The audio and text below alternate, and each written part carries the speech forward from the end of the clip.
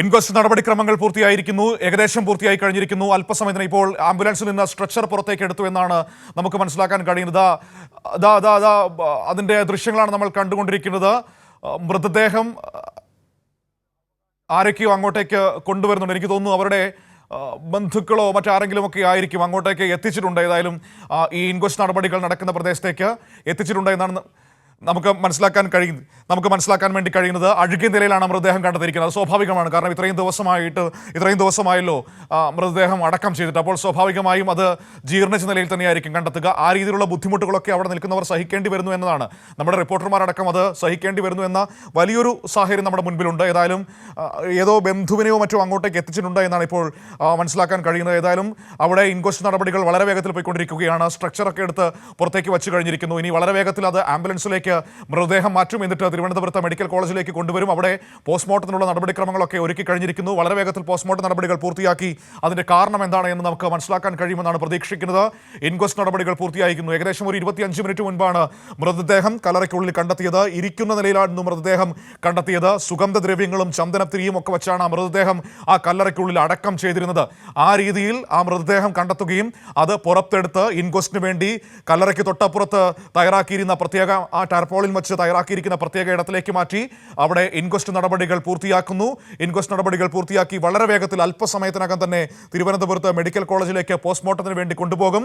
Postmortem നടന്നു കഴിഞ്ഞാൽ മാത്രമേ നമുക്ക് ഈ മനുഷ്യന്റെ മരണം എങ്ങനെ സംഭവിച്ചു എന്ന് അറിയാൻ കഴിയുകയുള്ളൂ. അതായത് ജീവനോടെ കുഴിച്ചു മൂടുകയായിരുന്നോ അതോ മരിച്ചതിന് ശേഷമാണോ കുഴിച്ചു മൂടിയത് എന്നതടക്കമുള്ള ചോദ്യങ്ങൾക്ക് ഉത്തരം കിട്ടേണ്ടതുണ്ട്. ജീവനോടെയാണ് കുഴിച്ചു മൂടിയത് എന്ന സാഹചര്യം വന്നാൽ ഈ സമാധി എന്ന് പറഞ്ഞ് ഇത്രയും ദിവസം വലിയ വിശ്വാസത്തിൻ്റെ കഥ പറഞ്ഞ ആളുകളൊക്കെ ജയിലിനുള്ളിലേക്ക് പോകേണ്ടി വരും. അതെല്ലാം മറിച്ചാണ് സംഭവിക്കുന്നതെങ്കിൽ അതിൻ്റെ ആ രീതിയിലുള്ള തുടർ നടപടികൾ ഉണ്ടാകുമെന്നാണ് അറിയാൻ കഴിയുന്നത്. ഏതായാലും ഒരു വലിയ ദുരൂഹതയ്ക്ക് ഏതാനും സമയങ്ങൾക്കുള്ളിൽ തന്നെ നമുക്ക് ഉത്തരം ലഭിക്കുമെന്ന് പ്രതീക്ഷിക്കാം. മൃതദേഹം ഇപ്പോൾ കണ്ടെത്തിയിരിക്കുന്നു, അതിൻ്റെ ഇൻക്വസ്റ്റ് നടപടികൾ പൂർത്തിയാക്കിയിരിക്കുന്നു എന്നതാണ് ഈ സമയം നമ്മുടെ മുൻപിലേക്ക് വരുന്ന ഒന്നാമത്തെ വാർത്തയായിട്ട് നമുക്ക് പറയാൻ കഴിയുക. ഈ ഇരിക്കുന്ന നിലയിലായിരുന്നു മൃതദേഹം കണ്ടെത്തിയത് എന്നതാണ് മറ്റൊരു പ്രധാനപ്പെട്ട കാര്യം. അത് നേരത്തെ അവർ തന്നെ ഈ മക്കളൊക്കെ പറയുന്നുണ്ടായിരുന്നു. അതായത് അച്ഛൻ അവിടെ പോയി സമാധിയാകുകയാണ് എന്ന് പറഞ്ഞിരിക്കുകയായിരുന്നു. പിന്നീട് മൃതദേഹം ആ ഇരിക്കുന്ന നിലയിൽ തന്നെ കല്ലറയ്ക്കുള്ളിലേക്ക് വയ്ക്കുകയായിരുന്നു എന്ന് നേരത്തെ പറയുന്നുണ്ടായിരുന്നു. കമലേഷ്, വേഗത്തിൽ തുടരാം.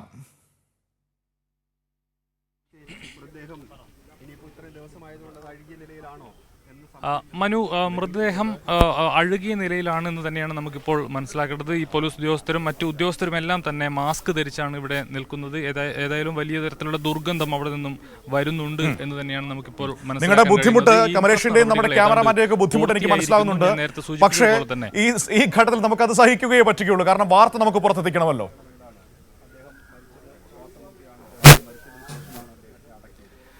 തീർച്ചയായും മനു, ആ നിലയിൽ തന്നെയാണ് കാര്യങ്ങളുള്ളത്. ഏതായാലും ഈ മൃതദേഹം അല്പസമയത്തിനകം തന്നെ ഈ ആംബുലൻസിലേക്ക് കൊണ്ടുവരും എന്നാണ് നമ്മൾ പ്രതീക്ഷിക്കുന്നത്. ഇൻക്വസ്റ്റ് നടപടികൾ ഏതാണ്ട് പൂർത്തിയായി.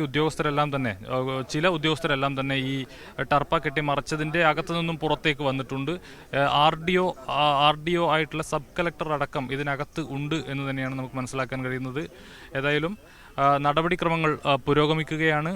ഏതാണ്ട് ഇൻക്വസ്റ്റ് നടപടികൾ പൂർത്തിയായി എന്ന് വേണം മനസ്സിലാക്കാൻ. അല്പസമയത്തിനകം തന്നെ മൃതദേഹം ഈ ടാർപ്പ കെട്ടി മറച്ച ഈ ഇൻക്വസ്റ്റ് നടക്കുന്ന ഇടത്തു നിന്നും പുറത്തേക്ക് കൊണ്ടുവരുമെന്നാണ് പ്രതീക്ഷിക്കുന്നത്. മനു.